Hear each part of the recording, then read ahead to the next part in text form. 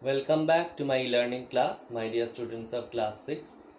In my previous class, I have asked you to complete exercise number D and exercise number E. Now today we will discuss the answers.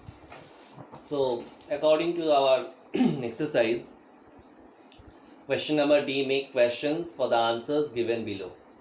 My birthday is in June. So the question will be, when is your birthday? And question mark will be there. Number 2, I work in Patna. So when we will change it into question, or if we ask a question for this answer, because it has been asked to make questions for the answers given below. I work in Patna. Where do you work? Where do you work? Question mark. Number 3, yes, I completed my work. So the question will be, did you complete your work? Question mark. Number 4, my brother is better now. How is your brother now? Question mark. This is my new pencil box. What is this? Question mark. Yes, I do have a pen.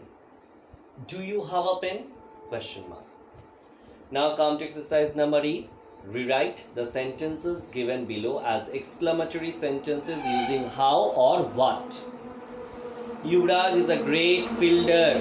So you can see I have written what a great fielder Yuvraj is.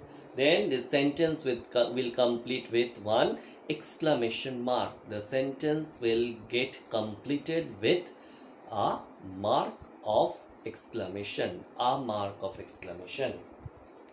Next one, number 2, Shunidhi sings very well.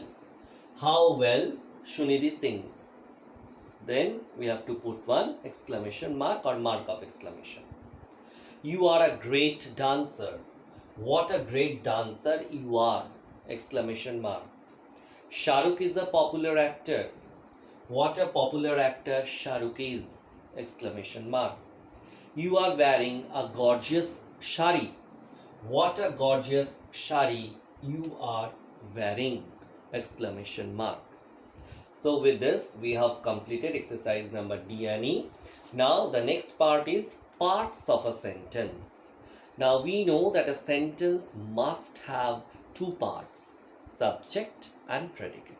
Subject is the noun or the pronoun about which something is said or something is discussed or something is informed. And what is said about that noun or pronoun, that means about that subject, it is predicate. What we will say about that subject, that is predicate. Now let us read from the book. A sentence has two parts, subject and predicate. What is subject? A subject is that part of a sentence that names the person or thing about whom something is said. The subjects in the sentences mentioned earlier are as follows. We have not read, let us read. Examples are of some subject and predicate which has been shown here. My mother loves tea. My mother is subject, loves tea is predicate. The baby is sleeping. The baby is subject, is sleeping is predicate. The people in the room were enjoying the music. The people in the room is subject, were enjoying the music is predicate. All the children are ready for the trip. All the children is subject, are ready for the trip is predicate. Now the subjects in the sentences mentioned earlier, previous page, are as follows. My mother, the baby, the people in the room, all the children. Now what is predicate? A predicate is a word or a group of words that tells us something about the subject. The predicate in the sentences mentioned earlier, that means previous page, are as follows. Loves tea for sentence number A, is sleeping for sentence number C, were enjoying the music for sentence number B, are ready for the trip for sentence number D. Now some features are given over here. Let us discuss.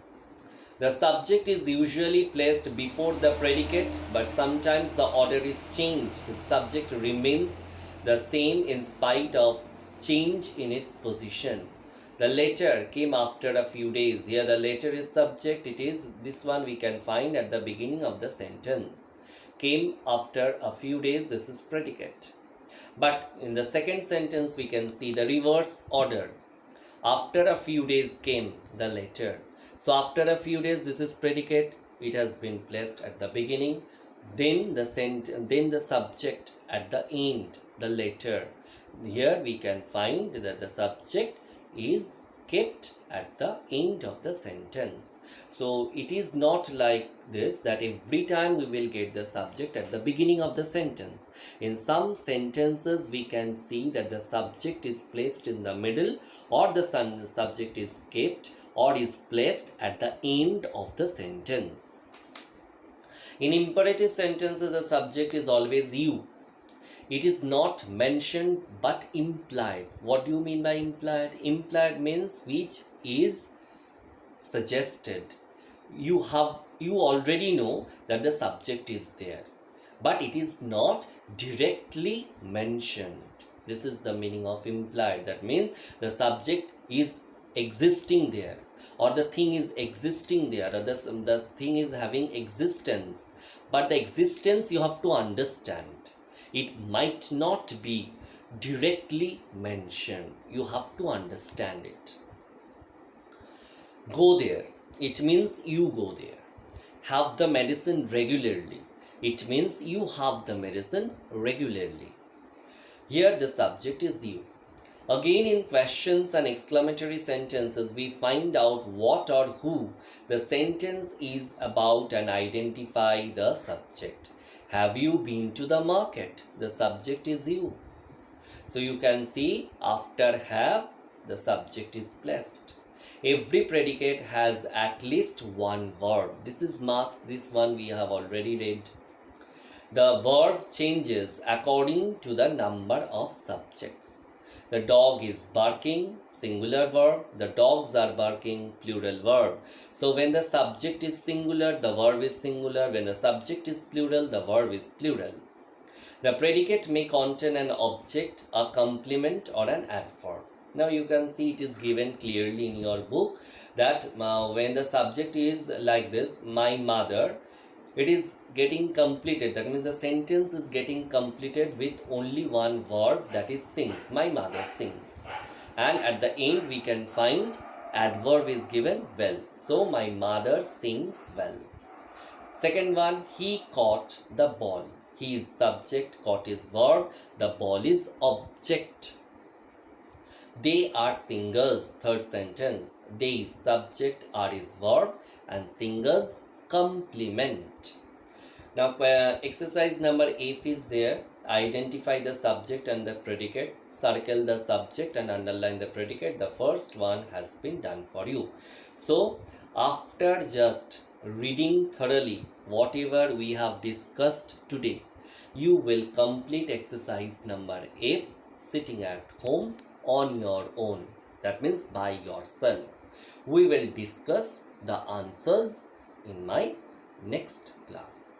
What I said, you will complete this work sitting at home by yourself. In my next video or in my next class, we will discuss the answers. Thank you. Bye.